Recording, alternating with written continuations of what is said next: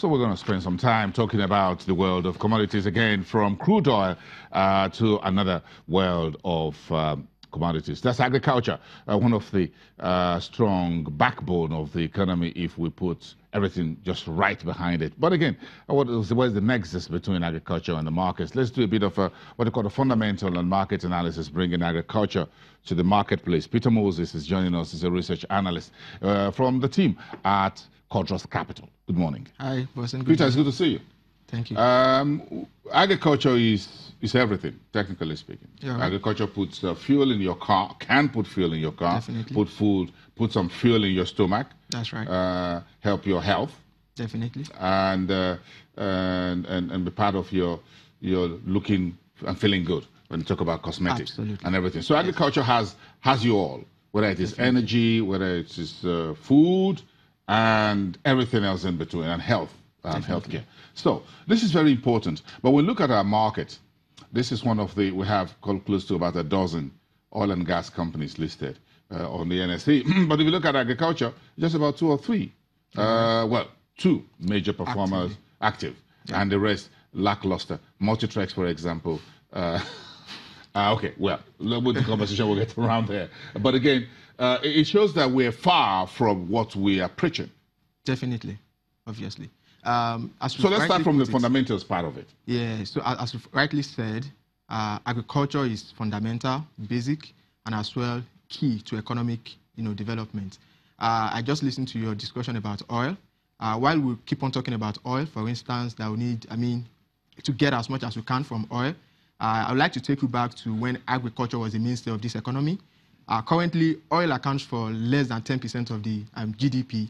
But when agriculture was the mainstay, we were seeing contribution to the GDP in excess of 60%.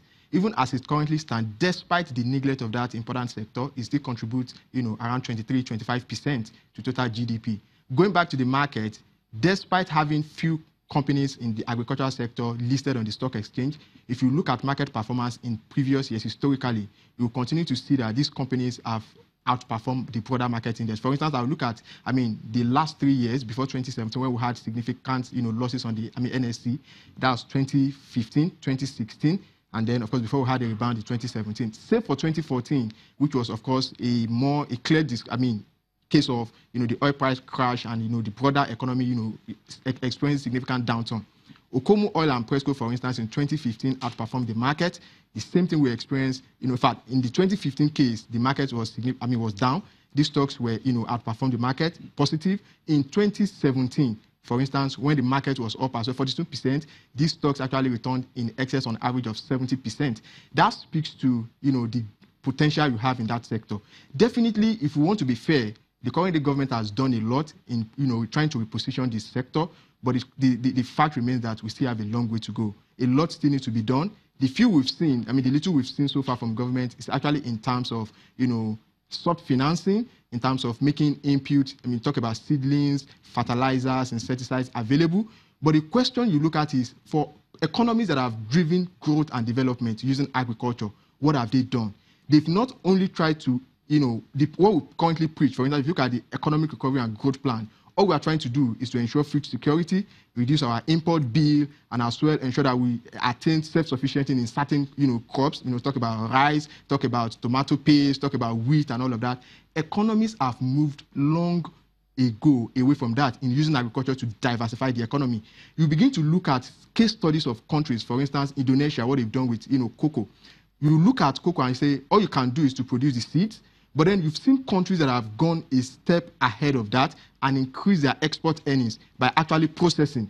Until we get to that point when we begin to look at industrial revolution and begin to look at the application of agricultural inputs into industrial development, whereas we begin to look at how well can we go in terms of processing. If you look at the agricultural value chain, for instance, it is significantly pressured by the time you look at, you break down the processing, leg of the value chain. Nothing is happening in the processing chain. Look at the guys that are listed on the Nigerian Stock Exchange, Okomu Oil and Presco, for instance.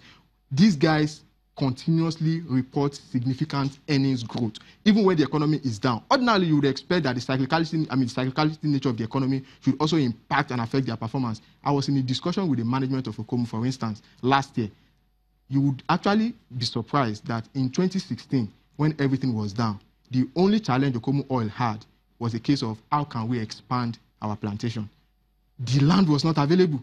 The only thing is they had the seedlings. I mean, we talk about 33,000 hectares of palm, for instance, for Okomu. Talk about 40,000, for Presco. And these guys are consistently looking for more.